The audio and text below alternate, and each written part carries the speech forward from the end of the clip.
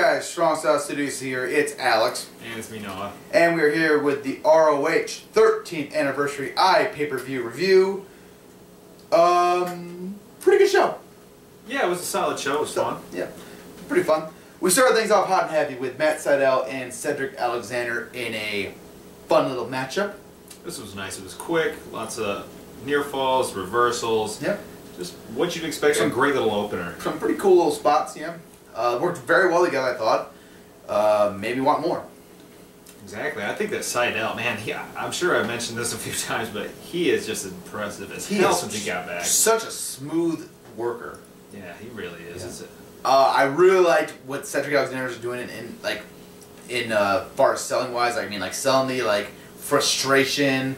You know, like he can't get that big win. Like he's come so close and he's so good, but he just can't get that win.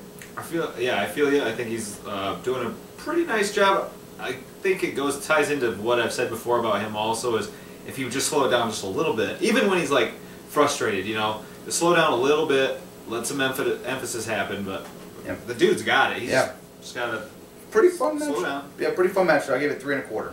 I also gave it 3 1/4. Good start. Good start. Really fun start. Then we had Moose taking on Mark Briscoe. Goddamn, man. I would say right now, Moose has a hell of a drop kick. Oh, yeah, dropping him off the fucking top rope. That was pretty fucking incredible. Impressive. Yeah. This was a little fun match. I mean, this just went fucking crazy. I mean, it was pretty non-stop action. I mean, Mark Briscoe breaking out the neck breaker on the floor, the cactus jack, bang bang elbow. Love that. Yep. And Moose just fucking crushing him though. Yeah, this was a fun match. This is probably the best Moose match I've seen. Yeah, I enjoyed it. Yeah, I'd say he even got over a little bit. Yeah, he's gotten pretty over. I think people appreciate the athleticism of the guy. It's just and they're using him well. I think that they're kind of hiding his weaknesses. He doesn't look like he doesn't know where he is. You know, he's not green as grass, but he's green. He's green, but he's not super green. I give this 2 1/4. I give this 2 1/2. I enjoyed it. All right. And then we had a match which I was really disappointed did not take place fully though. The Addiction, the Kingdom, and what was supposed to be the Bullet Club of Karl Anderson and Doc Gallows, but ended up being just Karl Anderson because Gallows couldn't make it because of weather. I thought they did it, but in return that though, they did salvage it with a very, very smart booking decision though, which was the fact that Anderson was getting the one getting the heat put on him, and he was the one that take the fall. I was actually surprised by that. Yeah, but I think that was it was really, really smart. Yeah, because it's like they managed to make the Bullet Club still look strong because it's like, well, of course Anderson loses. He's the one without a partner. Of course he's gonna be the one that takes the pin. But it was nice to see that he would come over here and lay down. Yeah. You know? This was a fun match. I thought everyone just looked good, but no one really shined here. They didn't really go crazy. They didn't really do anything really flashy. You know, Danielson and Kazarian just don't do it for me as a tag team. I don't know what it is. I don't know why them and TNA was so great. Maybe just because of all the shit they were surrounded by. I think they stood out as compared to there just weren't people like them. But in the Indies, there's guys that can do their shtick better. Yeah, I mean, hell, the Kingdom I think was more over just as a heel tag team than the Addiction was as a face tag team. And Karl Anderson was great. I mean, Karl Anderson's always super fun. Oh yeah, he's funny as hell too. Yeah, this was just fun though. I gave it 3 stars. I gave it 3 1/4. I really enjoyed it for what they were able to do. Because it was last minute, you know, they had to rebook this, but it was 3 1/4, enjoyable. Yeah. Next up we had probably the match I was least looking forward to, which is ODB taking on Maria. But this was a very oh no, wait, I'm sorry, I misspoke. Oh, okay. Yeah, we had another match I was not looking forward to though, which was Roderick taking on BJ in a quote-unquote grudge match. Yeah, this was not that good. I mean, it was typical stuff you'd expect from this guy. I will credit to Jimmy Jacobs though.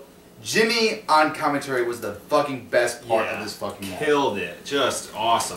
It was so good. My girlfriend watched this match with me and she has not shut up about how, dude, Jimmy's just so good on commentary. He was so good. And it's like, yeah, he's fantastic job. He did a great job of spelling out the feud and what each guy's strategy is in the match. Just fucking awesome. The match was fine. It just, BJ trying to work a slow pace. Roddy hits his spurts of offense and getting the win. Blah, blah, blah, blah, blah. Rinse and repeat. Yeah, basically. Very standard match. You've seen it. Yep. I give it 2.5. I give it 2 3/4. I like the end, just because the Roddy. Yep. It's Roddy, bro. Hit like 20 moves in a row, bro. Okay. Then we had the match I was not really looking forward to, but ended up being very fun. ODB taking on Maria Kanellis. Yeah, this was really overbooked as hell, but it was super fucking fun. Right. I mean, everything worked. Enjoyable. and I think with these two, you had to overbook it. Like you had to make it just kind of like crazy shenanigans because Maria comes out and says she's pregnant. Funniest fucking thing because Karina on commentary for the match was just fucking amazing. She throws a good super kick for a pregnant woman. She's not pregnant. Oh, it's just like, oh my god, it was great. I loved it. I thought that this was super fun. It was enjoyable. The crowd was eating this match up. And just this was a fun, enjoyable match. I mean, I have no complaints. This was very much like a sports entertainment thing, but if this was a WWE match with divas, it probably would have been like the best divas action forever. I mean, because it actually it stood out. It's like something like, okay, they actually, hid the weaknesses of these women very well and let them just do like some crazy spots, but like it didn't look like risky almost. And I like that they finished that feud with the belts. Mark ripping the stuff off of it. One thing before this match, they had a really good promo package, and one of the things I wanted to mention was that the production values of this show were way better. Fantastic. They had replays in the middle of matches. When I saw, I was like, holy shit! Yeah, like it blew my mind. Yeah, this was good. I liked that a lot. I gave this match 2 stars. I thought it was a very enjoyable segment / match. Yeah, I give it 2.5 just for the segment, but it could have been. I mean, the match itself wasn't much of a match, but man, it was entertaining. You were entertained by it. I thought it was good. Then we had a match which was fucking fantastic. This is when the show started picking up. ACH taking on AJ Styles. Why the fuck did AJ not come to the ring with that belt? I was super bummed like, out. what the fuck, dude? Bummed. You are the IWGP champion. You take that shit with you. The best thing ever to see him at that belt. I was like, no. Maybe he forgot it or something. Maybe. But yeah, this was a very good match. I really enjoyed ACH's work in this match because it was like he wrestled it like I have seen AJ Styles wrestle. I know all his moves. I know how to counter them.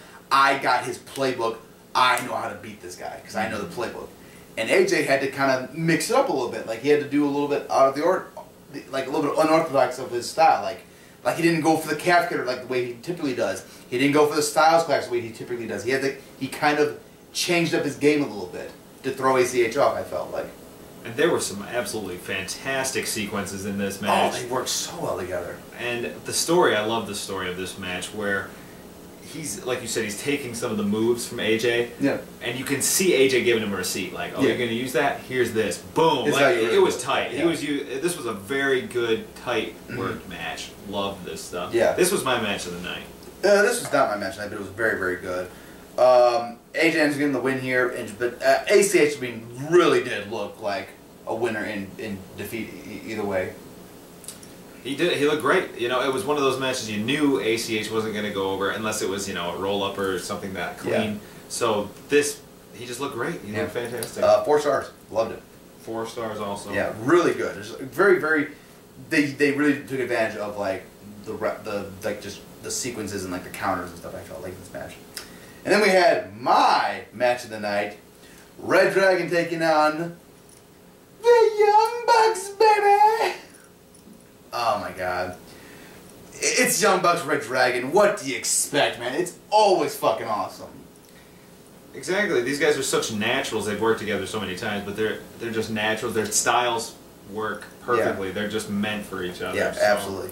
I love this. First of all, reDRagon coming out with what's her name? The Queen of Spades, the UFC fighter, was awesome. They call her the Queen of Dragons. Yeah, the Mother of Dragons. Mother of Dragons. Yeah, that was so amazing. Yeah, I love that, and I love that they bring in these UFC people like to kind of like walk with reDRagon, and I would like them to keep that routine going because I think it's pretty cool. It is cool, yeah. I really like this match because it was like these guys just doing like the best of spots basically. That's how I felt it was. It wasn't something terribly unique or a brand new story or anything like that, but it was like the best of. Like we had the first match, which was like you know, the feeling out process. Yeah. Then we had the 2 out of 3. No. Or I mean, the War of the Worlds. Exactly. Which was a big one. Then we had the finish with the 2 out of 3 fall finish, which was our favorite. And then this one was just kind of like the greatest hits. But it kind of worked because it's like these guys know, hey, you know, you gotta just go for all the bang in the butt for the bucks. This was a great match. It was a lot of fun. I fucking loved the Young Bucks stealing Chasing the Dragon. I love that.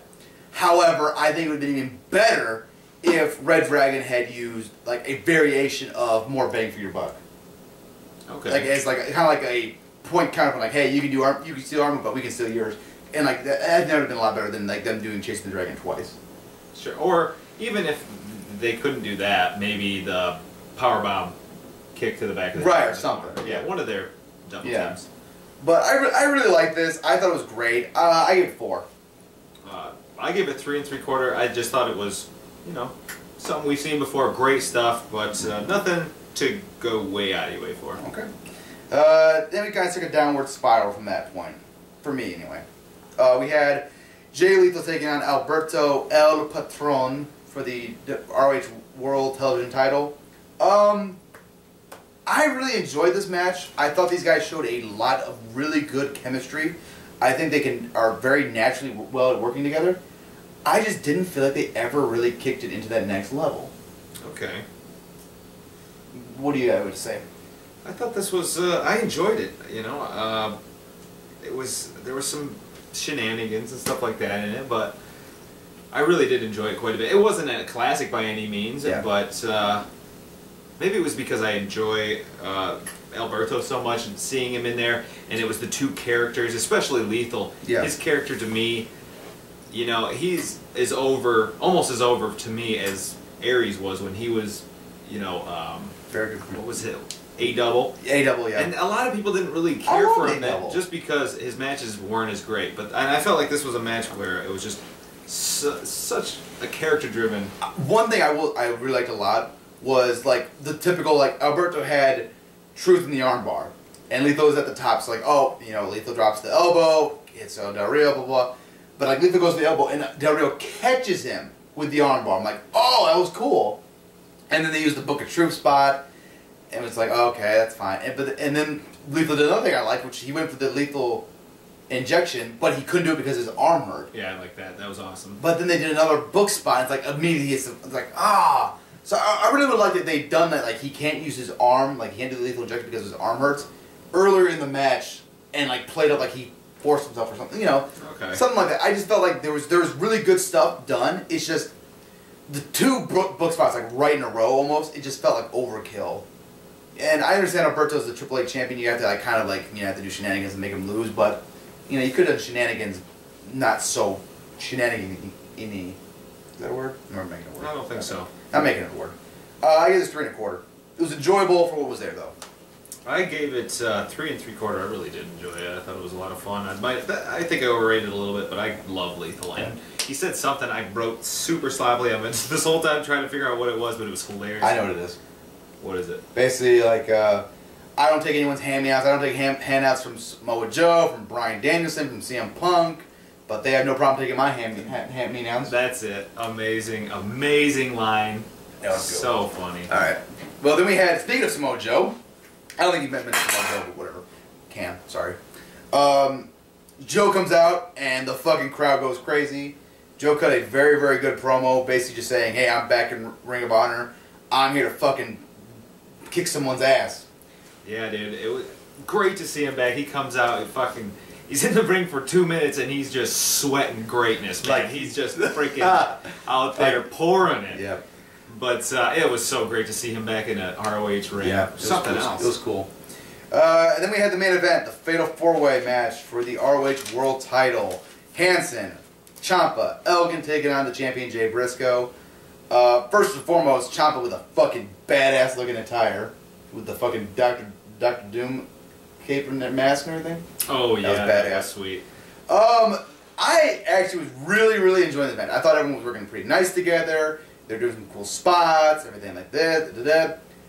And then Todd Sinclair got his fucking shit wrecked. Yeah, what? What a bump, dude. What a That's bump, how you man. take that bump. Tom Sinclair, man, great referee. Yeah, You know, he's an asshole, but he's a great referee. Yeah, he's a real piece of shit, but he's a fantastic referee. We like you, Todd. Don't tell anyone. And then like the Knights of the Rising Dawn came out and attacked everyone. Ray Rowe came in, ran them off, and then like just shenanigans some and more. Out came Nigel came and got involved. Yeah, and Elgin was gonna concerto Briscoe. Elgin got Nigel got involved and stopped him. Tommaso Ciampa saved Nigel, and you know the cat killed the canary, and it's just like what, just a cluster. Way too much overbooking. Like you had fucking 20 different. You had the Knights of the Rising Dawn getting involved. You had Ray Rowe returning. You had Elgin going crazy. You had Ciampa saving Nigel, and it's like, what the fuck? And I understood what they were doing with this. Like it was supposed to be, oh, there's all this chaos, and all of a sudden, Jay somehow he's lucky enough to steal this win because they're in Vegas and it's lucky. But dude. Like it's Jay Briscoe. He doesn't get lucky. We don't really need to play on words for our fucking finish. Like, let's just have a good match. Yeah. And the finish. Oh my god, that fucking finish. It was ugly. Ciampa's laid out, and like Hanson hits the spin kick, and Jay does the fucking tumble, and covers him. And she's like, oh, like, I showed it to my girlfriend. And she just goes, that was fucking lame. And it's just, you know, I'm sorry, it was just so gimmicky. Elgin's reaction was nice after the match, just freaking out, like, the match won, blah, blah, blah, blah, blah. Like, I liked, there were parts that were good, but it was just way too WWE bullshit booking. Yes, I agree. And I thought that this match kind of exposed Hanson a little bit. Hanson was not ready. There was one really super awkward spot where, like, he's out of position, and so he gets in position, and Elgin steps on. It was like, yikes, man. Yeah. So, but that's good. Clearly, him and Rowe are going to get back together. Right. But get the band back together. It's just that this match was not a main event. No, this was a fucking TV main event, not worthy of the 13th anniversary show. I gave it 3. I mean, because before the fucking bullshit, it was actually really damn good, and even the bullshit had sprinkles of really, I like what they're doing there. Right. If they would have came in, done their shtick, and got out of there, but we didn't need Rowe. We didn't need the Knights even if Rowe came out and chased off the Knights. Like like you know, fucking have Rowe come out and just start cheering for his partner or something like that. You know, something. You know, we don't need Nigel getting in the ring and then Ciampa making the save, and now it's all complicated. It's like fuck that. Just it's too much. Give us a one-on-one match. Just or just give us a fucking clean match. You know. And I feel like that's something that ROH has gotten farther and farther away from. Like main events, I really wish were more clean. Let's keep the main events clean. Anything else you can overbook. Yeah, you already got Jay Lethal's matches, which are gotta be overbooked a little bit. You already had the ODB like. Maria, like you don't need all that sports entertainment stuff, agree. do you? What'd you give this match, the show overall? Well, for that match, I gave it 2 3/4. And for the show, you know, it's a good show. I'd probably give it around a 7. I'm gonna give it a 7.25, just because I felt like it did feel like a big deal. It felt like a very big show. I thought they made some steps in the right direction as far as production-wise and look-wise, and just, you know, steps in the right direction. It's just the booking of the main event was the one that really kind of soured the whole bundle. It did. But good show overall. And like you said, there were some positives that I look forward to seeing more from. You know, it's a lot easier to watch your pay-per-views when you have replays and when you can actually hear people. Yeah. We did forget to mention they did have a mic issue with the Rocky Romero, though, which they covered pretty nicely. Yeah, that was fine. Oh, and we completely forgot to mention Rocky, you know, making his team with Trent Beretta. But that's awesome. I'm super. Roppongi Vice, the Kings of the Night. Yeah, that's awesome. All right. Yeah, pretty good show from ROH, though. We'll see what they can do with the Supercard of Honor 9. I'm looking forward to that one a little bit more. All right. Take care, guys. See ya.